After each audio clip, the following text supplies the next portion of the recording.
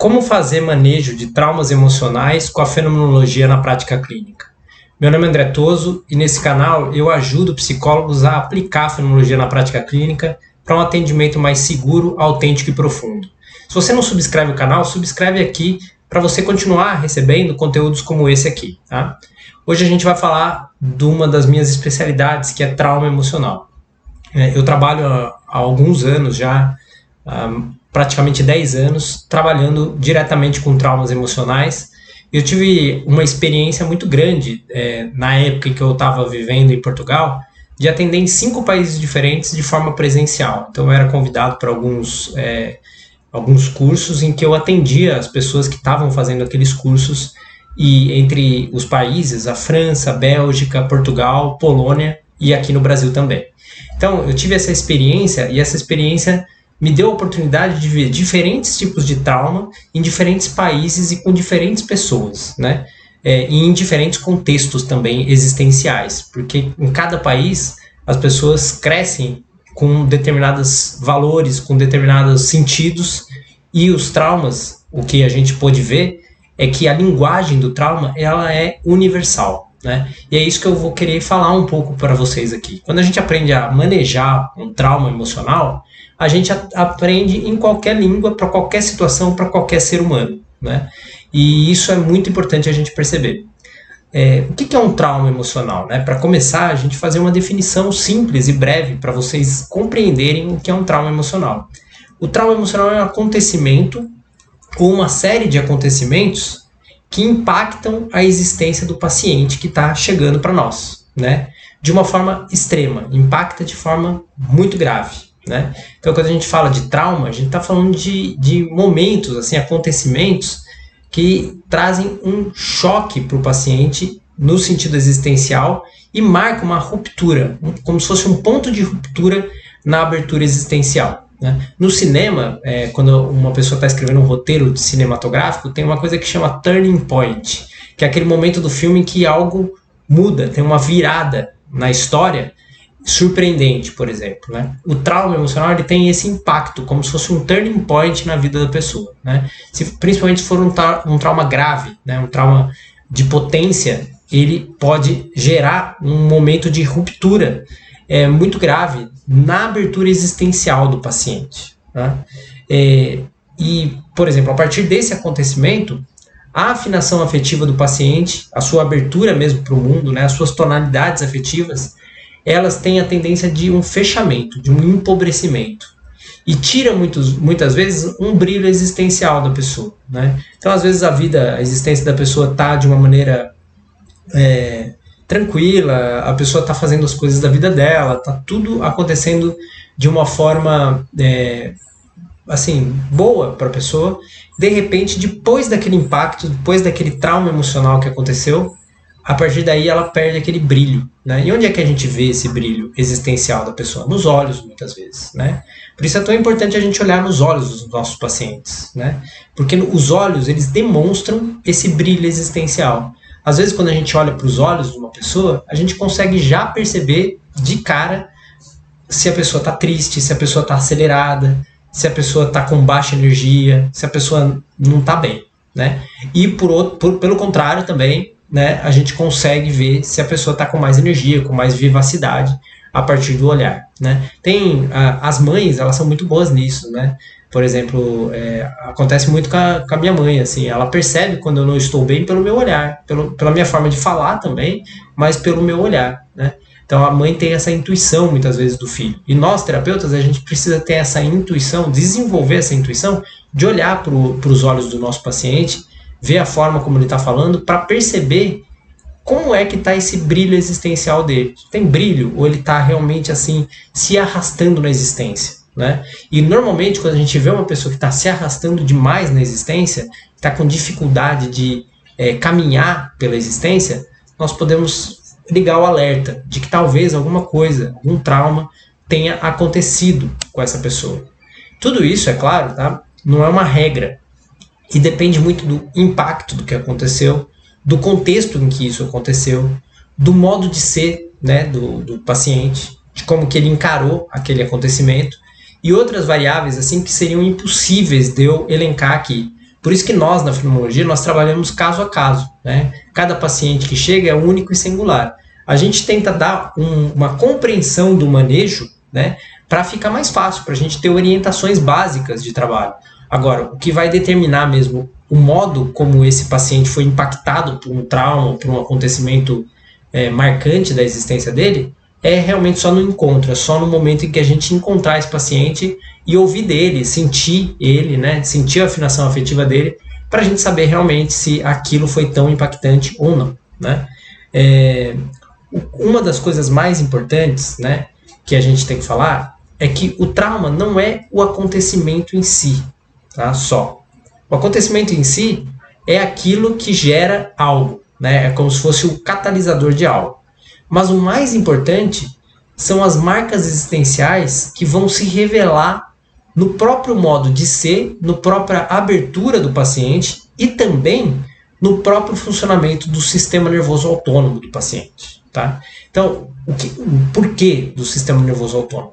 Porque já existem assim, estudos avançados em relação a traumas emocionais que mostram que existe um impacto real, uma marca real no sistema nervoso de pacientes que passaram por traumas severos, né? Ou seja, o trauma ele vai impactar toda a estrutura ser no mundo do paciente. Tá? Então ele é uma marca cognitiva, ou seja, ele deixa uma marca cognitiva, ele deixa uma marca afetiva no sentimento e deixa também uma marca corporal, no corpo. Ou seja, ele vai impactar toda a estrutura ser no mundo do paciente. Né? Então, se for um trauma que aconteceu em um momento em que já existia cognição, ou seja, a criança já tinha alguma cognição, ela pode ter a memória cognitiva daquele trauma. Né? E isso, às vezes, é até mais fácil da gente trabalhar quando a pessoa já tem a memória cognitiva. Mas existem memórias mais profundas, a afetiva e a somática, ou corporal, que muitas vezes ficam veladas. Ou seja, a pessoa não se lembra como ela se sentiu e também não tem recordação de qual foi a sensação corporal. E isso normalmente precisa ser trabalhado, precisa vir à luz, porque muitas vezes isso fica reatuando na pessoa, como eu vou explicar daqui a pouco. Mas o importante nesse primeiro ponto que eu estou falando é entender que quando um paciente chega, não é que só está no pensamento dele, ou só está no sentimento dele, ou só está na sensação corporal. Isso atravessa o paciente, tá? Atravessa em toda essa estrutura ser no mundo. Inclusive na parte biológica, ou seja, já há um impacto biológico também no funcionamento do sistema nervoso autônomo e também na produção de serotonina, dopamina, de todas os neurotransmissores. Tudo isso vai ter uma alteração importante que às vezes precisa ser trabalhado de uma forma psiquiátrica ou com uma medicina tradicional, né? Então, a gente perceber que o trauma emocional, algo emocionalmente impactante, ele realmente tem um impacto em toda essa estrutura. Isso é bem importante vocês perceberem, porque às vezes o que acontece na terapia tradicional, né? A pessoa fala do trauma, ele vai falando do trauma, né? E aquele falar do trauma parece que está ajudando, mas muitas vezes está retraumatizando o paciente. Por quê? Porque ele está preso na memória cognitiva e ele fica repetindo a memória cognitiva. E quando ele repete, falando essa memória cognitiva, ele volta a sentir aquilo que ele sentiu no trauma. E ele vai sentindo cada vez mais. E também vai tendo as mesmas sensações. Só que muitas vezes ele não presta atenção nisso, o paciente. Ele vai falando, vai desabafando, né? Ele está precisando falar e a gente deixa no primeiro momento. Mas se isso se permanecer por muito tempo, a pessoa fica presa nessa memória e ela não consegue perceber que ela está se sentindo mal falando daquilo e que o corpo dela está tendo sensações ruins também, né? E por que isso acontece? Porque o trauma ele é um ponto, um impacto que rompa a estrutura de tempo e espaço. Tá? Isso é muito importante perceber, porque aqui a gente conecta com os ensinos de Heidegger nos seminários de Zollinger. Tá? a estrutura de tempo e espaço vai se romper. E a experiência vai ser vivenciada pelo paciente constantemente, né? Eu sempre comparo com um disco riscado, né? Antigamente existia o disco de vinil, né? Você colocava, ele tocava, e tinha alguns momentos em que o disco estava riscado e a música ficava lá, presa, né? E aí você tinha que ir lá e trocar a linha do disco para a música continuar. O trauma emocional funciona parecido. Afetivamente e somaticamente, a pessoa fica presa como se fosse um disco riscado. Ela fica presa naquele lugar e ela não consegue sair, né? Então, o que quer dizer, né, que rompeu a estrutura do tempo e do espaço, né? Quer dizer que o acontecimento do trauma ele está se repetindo no presente, no momento presente do paciente, na existência do paciente, em dimensões de memórias afetivas e somáticas, né? Então é como se essa memória fosse perseguindo o paciente. Ele não consegue deixar de sentir e não consegue deixar de ter as sensações corporais daquele momento traumático, né? E na dimensão dessas memórias afetivas e corporais, o tempo e o espaço eles não são passíveis de medida ou de parâmetros. E aqui tem a diferença de tempo e temporalidade, espaço e espacialidade. Algo básico na obra do Heidegger, né? Então, na dimensão das memórias afetivas e somáticas, a gente está falando de temporalidade aberta e de espacialidade aberta. Ou seja, acontece numa dimensão afetiva e somática que não tem tempo cronológico e não tem espaço cartesiano como a gente conhece. Acontece em uma outra dimensão, tá? Uma dimensão afetiva e uma dimensão somática, que está fora do tempo cronológico e fora do espaço cartesiano. Ela se apresenta no tempo cronológico e no espaço cartesiano, mas vem do passado, vem de um outro momento da pessoa, né? Então, vamos dar um exemplo, talvez, que possa facilitar para vocês compreenderem, né? Uma pessoa que passou, por exemplo, por um trauma severo, onde ela tinha 8 anos, vamos supor, e entraram assaltantes na casa dela e fizeram violência na casa, trancaram a família no banheiro, uma coisa muito pesada, muito assim, potente para uma criança de 8 anos, né, que se assustou muito, que sentiu muito medo. Possivelmente essa criança pode até esquecer do acontecimento cognitivamente por uma proteção do sistema nervoso autônomo e ficar só com a sensação e com o sentimento de medo. Então, o sentimento, quando ela ouviu um barulho lá fora, quando ela tiver 20 anos talvez, será um sentimento de muito medo, de terror, e a sensação no corpo também. As mesmas sensações que ela teve naquela noite em que os ladrões entraram na casa dela quando ela tinha 8 anos. Então, o sentimento e as sensações corporais é como se ficassem nesse disco riscado.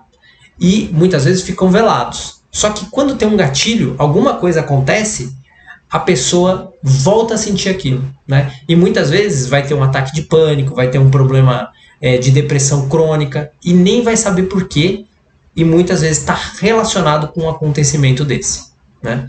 Por causa dessa questão do tecido espaço-temporal ser outro. É um espaço e um tempo, uma espacialidade, uma temporalidade da afetividade, dos sentimentos, que está fora de uma temporalidade cronológica e de um tempo cronológico e de um espaço cartesiano, né? Parece difícil de compreender, mas é muito simples se a gente pensar nas nossas memórias e nos nossos sentimentos. Faça um teste com você mesmo. Feche os olhos e se concentre num momento feliz da sua vida. Você vai sentir aquela alegria novamente, de certo modo. Talvez você sinta até nas sensações corporais a mesma sensação de leveza que você sentiu naquele momento.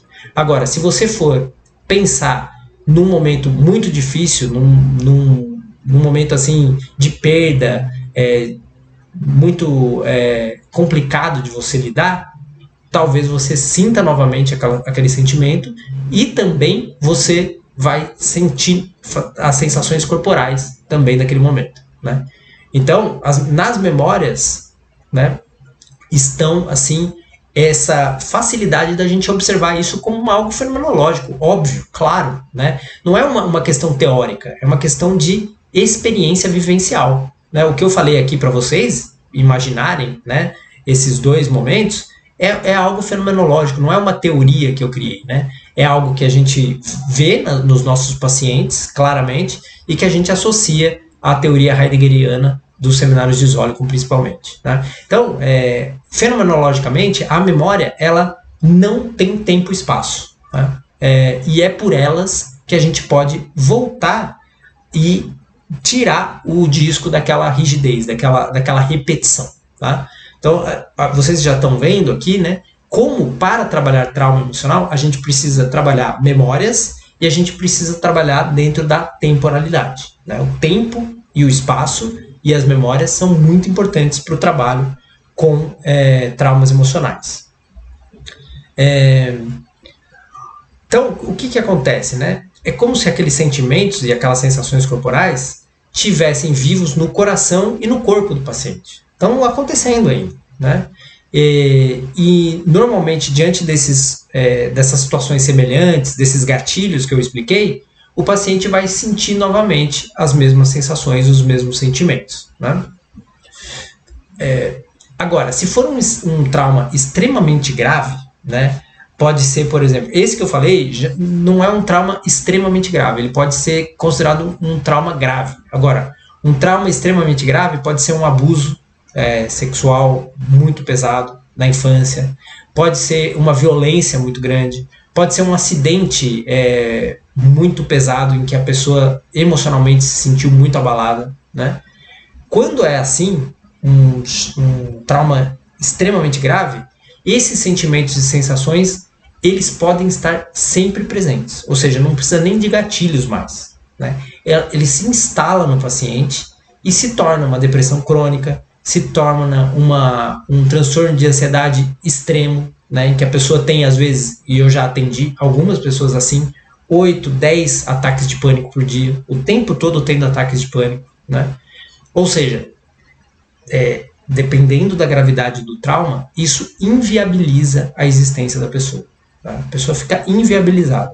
Então, quando você recebe um paciente que está com depressão crônica, e fala assim, desde muito criança está deprimido, né? Eu já recebi alguns pacientes assim, ou com ansiedade generalizada, liga a sua antena, porque possivelmente tem um trauma emocional grave por trás disso. Pode não ter, né? A gente sabe que fenomenologicamente a gente precisa sentir o paciente, ir com ele, mas é bom a gente ter uma antena ligada. Opa, peraí, esse caso aqui é complexo, é muito forte, né? A pessoa não consegue ter flexibilidade existencial, pode ser que haja algo mais grave aqui, né?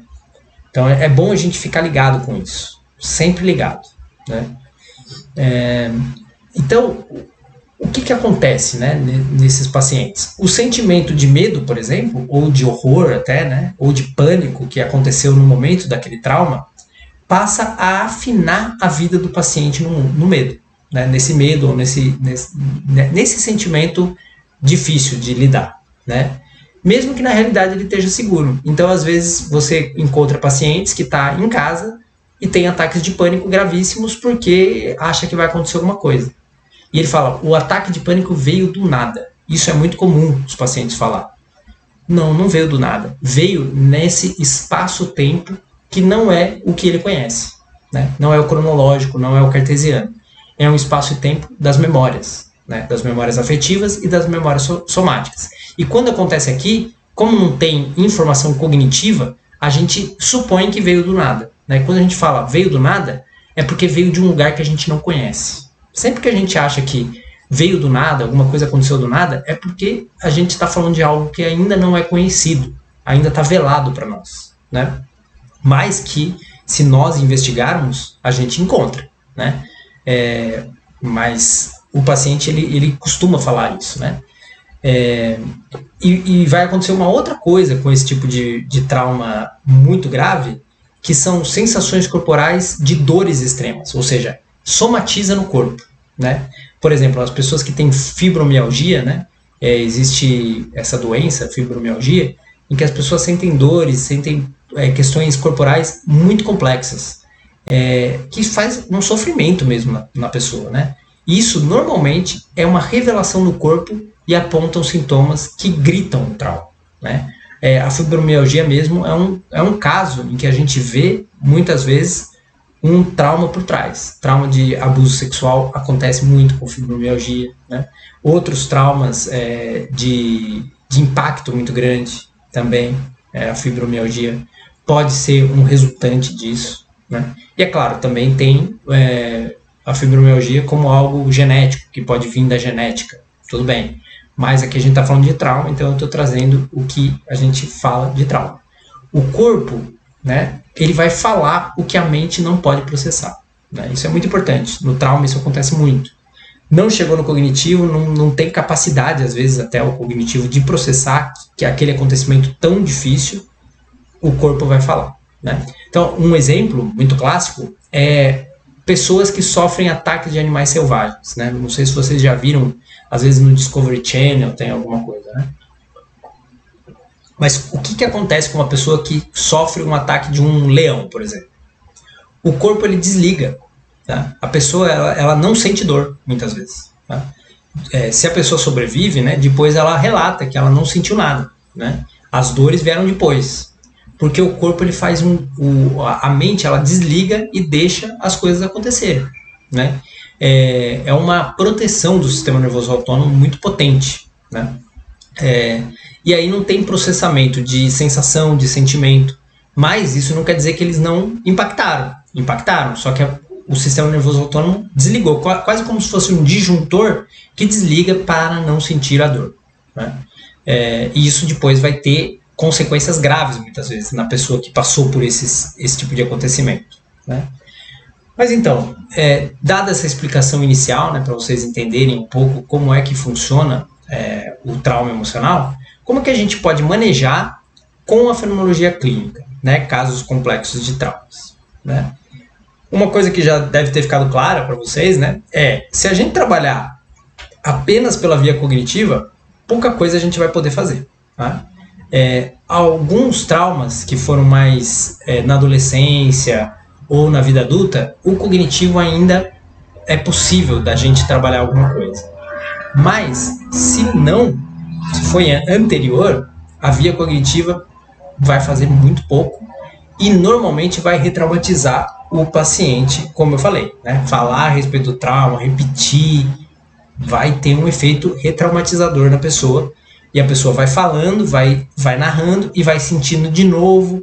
E naquela sensação ela vai se sentindo mal. E aí ela vai para casa, às vezes, mais desorientada do que chegou na terapia, tá? E aí larga a terapia, normalmente, né? Passa um tempo e larga. Ou se a pessoa tem um apego a essa dor, porque muitas vezes o trauma acontece isso com a pessoa criou a própria personalidade dela em cima dessa dor. A própria existência dela está muito baseada nessa dor e ela gosta de repetir essa história muitas vezes para se sentir nesse lugar que é o lugar de identidade quase dela, né? Então ela fica às vezes na terapia também, fica se retraumatizando ali na terapia e nada acontece, ela não melhora, né? E o terapeuta às vezes fica muito em dúvida por que isso está acontecendo. E normalmente é por causa desse efeito retraumatizador do contar as misérias, né? Contar a tristeza, contar tudo que deu errado, né? Essa verborragia cognitiva de reclamar, de falar a respeito dos problemas, mas não aprofundar, né? Isso normalmente faz com que ou o paciente realmente largue a terapia ou que o paciente fique por comodismo e não melhore, né? E qual que é a via de acesso mais livre e profunda para casos de trauma emocional? Sem dúvida nenhuma, a afetiva e a somática, né? É a gente ir pela via da afetividade e da corporeidade, que são dois pilares da fenomenologia na prática clínica, né, no nosso trabalho. Através de um trabalho com as memórias corporais, o paciente ele pode ir acessando de uma forma mais consciente as sensações veladas, que ainda estão atuando, né? Então tem vários estudiosos, né, que nos trouxeram assim contribuições muito grandes, que foi o que eu estudei, né? A gente tem o Focusing, do Eugene Gatling, que é um filósofo que trabalha com a questão da focalização nas sensações corporais. Ele fez um trabalho assim muito bom, né? Existe um livro dele chamado Focusing, que eu indico, tá? E do Focusing, a gente tem o nascimento da experiência somática de Peter Levine, um americano, que criou um trabalho, uma ferramenta de trabalho via somática para a resolução de traumas, né? Algo assim muito potente. Ele é um psicólogo junguiano com formação também em neurobiologia, em neurociência, e ele traz uma contribuição assim excelente para o trabalho com trauma, né? E eu sou formado na experiência somática, estudei por muitos anos e depois fui me aprofundar ainda no trabalho com o Soma Embodiment, que é uma outra ferramenta criada por uma brasileira que foi aluna do Peter Levine, Sônia Gomes, em que eu também me aprofundei mais no trauma emocional e estudei por muitos anos isso e tive essa oportunidade de trabalhar em 5 países diferentes, trabalhando com essa via que é extremamente fenomenológica, tá? Porque quando a gente vai trabalhar pelas sensações do paciente, nós vamos pedir uma descrição fenomenológica do que ele está sentindo no momento presente. E quando ele traz uma memória, por exemplo, nós vamos de novo pedir para ele descrever as sensações. E nessa descrição das sensações, ele traz fenomenologicamente aquilo que está acontecendo, né? Aqui, a fenomenologia ela se encontra com a neurociência. E a gente vai ter o que a gente chama de neurofenomenologia, né? Trabalhar fenomenologicamente as sensações, trabalhar fenomenologicamente aquilo que está acontecendo no sistema nervoso autônomo do paciente, né? E essa conscientização das sensações corporais e dos sentimentos vão aprofundando o trabalho para que o paciente possa rearticular sentidos através dos sentimentos e da corporeidade e das sensações corporais, tá? E isso tem, assim, na minha visão, né, é o trabalho mais moderno que existe na psicoterapia atual, tá? Esse trabalho, ele provavelmente vai ser, daqui a alguns poucos anos, de acordo assim, com a resistência, né, das pessoas, mas ele vai ser um padrão de trabalho com trauma emocional, com certeza já assim, com certeza o que mais tem resultado, né, com trauma emocional, mas também para o nosso trabalho clínico. Por isso que na fenomenologia, no Instituto de Fenomenologia e Prática Clínica que nós temos, isso já está integrado, né? A gente não considera como uma ferramenta a mais, a gente considera como uma integração. Nós já trabalhamos na estrutura ser no mundo completa do paciente, cognitivo, afetivo e somático, né? Porque a gente acredita que essa é a psicoterapia do futuro. Essa é a psicoterapia que realmente faz sentido, porque não divide o ser humano em mente e corpo, né?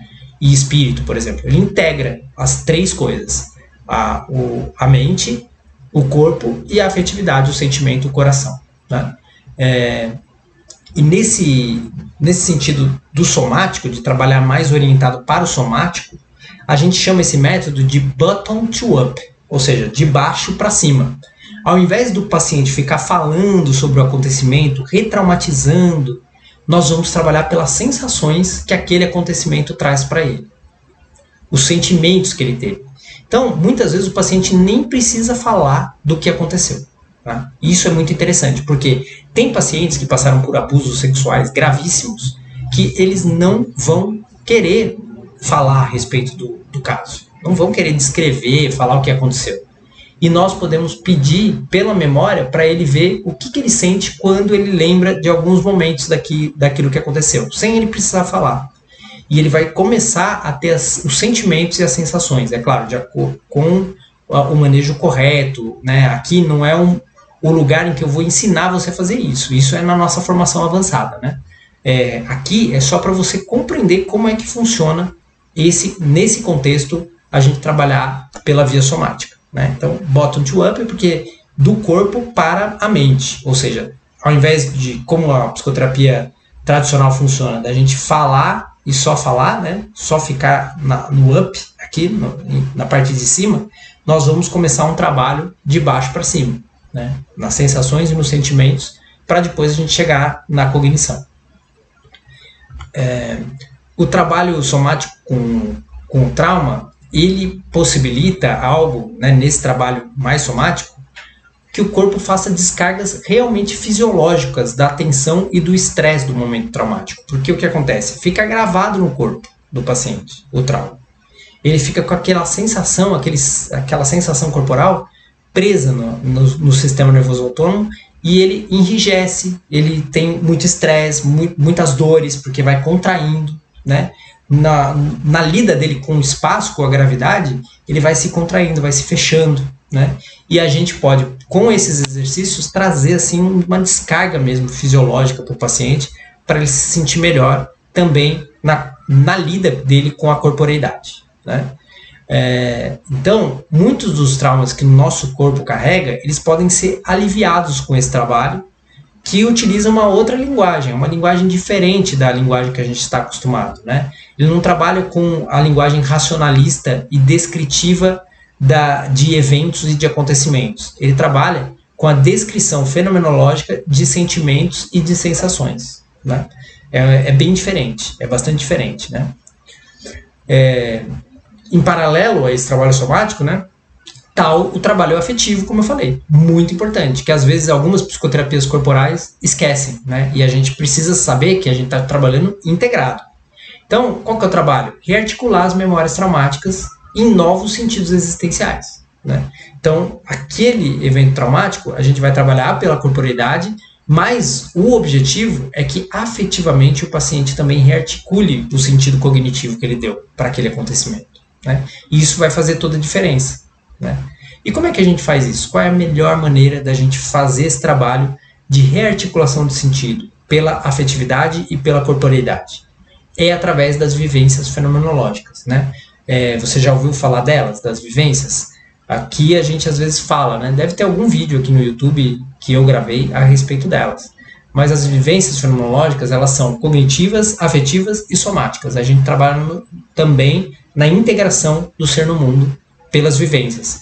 E são convites que a gente faz, vivenciais, para que o paciente entre em contato com essas memórias e possa rearticular sentido através de exercícios, de práticas mais meditativas, que a gente ensina na nossa formação avançada e que é impossível ensinar aqui no YouTube ou ensinar só num curso breve. A gente precisa de uma formação avançada para ensinar isso, porque é complexo, tem muitos termos da neurociência, tem muitas questões da fenomenologia que tem que ser aprofundadas primeiro, e o mais importante, o terapeuta tem que fazer esse trabalho nele mesmo, porque muitos terapeutas estão traumatizados também, né, pessoal? Eu falo por mim, eu era um terapeuta que atendia e nem sabia que eu era traumatizado, até entrar nessas técnicas mais somáticas e perceber que aconteceram algumas coisas comigo que deixaram marcas traumáticas que me dificultavam auxiliar os meus pacientes, porque eu não enxergava em mim, né? Enquanto mais eu ia enxergar nos meus pacientes. Então a gente, como terapeuta, como psicólogo, como psicoterapeuta, psicanalista, seja lá a linha que você atue, nós precisamos conhecer a nós mesmos profundamente e entrar em contato com os nossos traumas também, para poder rearticular sentidos e conhecer como é que funciona esses traumas na nossa cognição, na nossa afetividade e na nossa parte corporal também, né? Isso é um trabalho de cada um, e que na nossa formação avançada a gente faz através dos nossos cursos, através das nossas aulas, da supervisão, né, também, e também através da imersão de vivências fenomenológicas, que é assim, um dia todo, né, que a gente faz as vivências com os terapeutas para eles fazerem neles mesmos e descobrirem coisas a respeito deles mesmos para depois poder fazer com os seus pacientes, né? E nesse momento, a maneira mais fácil de você saber a respeito da nossa formação é se inscrever na nossa semana da fenomenologia na prática clínica, onde a gente vai mostrar os 9 pilares da fenomenologia na prática clínica, como funciona, e depois dessa semana a gente abre normalmente as inscrições para a formação avançada, né? Então quem tiver interesse na formação precisa estar dentro dessa semana, se inscrever. Eu vou deixar aqui embaixo o link para quem quiser se inscrever, vai ter o link aqui, você coloca o seu e-mail, se inscreve e vai receber as aulas, né? As aulas são gravadas, você vai receber em dias específicos, do dia 7 ao dia 14 de abril, que vai ser a semana, né? e você vai receber isso para poder compreender melhor o meu pensamento, né, o pensamento do Instituto de Fenomenologia e Prática Clínica, para aí sim você decidir se você quer entrar na nossa formação avançada, que é uma oportunidade de você se tornar um terapeuta mais seguro, mais autêntico e mais profundo, aplicando de fato a fenomenologia na prática clínica nessas três vertentes, né, cognitiva, afetiva e somática, que se articulam o tempo todo, né? Então, espero que vocês tenham gostado do vídeo. Se gostou, dá um curtir aqui. Se não está subscrito no canal, subscreve. E também passa aí o link para os amigos, para as pessoas que você acredita que vão se beneficiar dessa semana, tá bom? Tudo de bom para vocês e até o nosso próximo vídeo.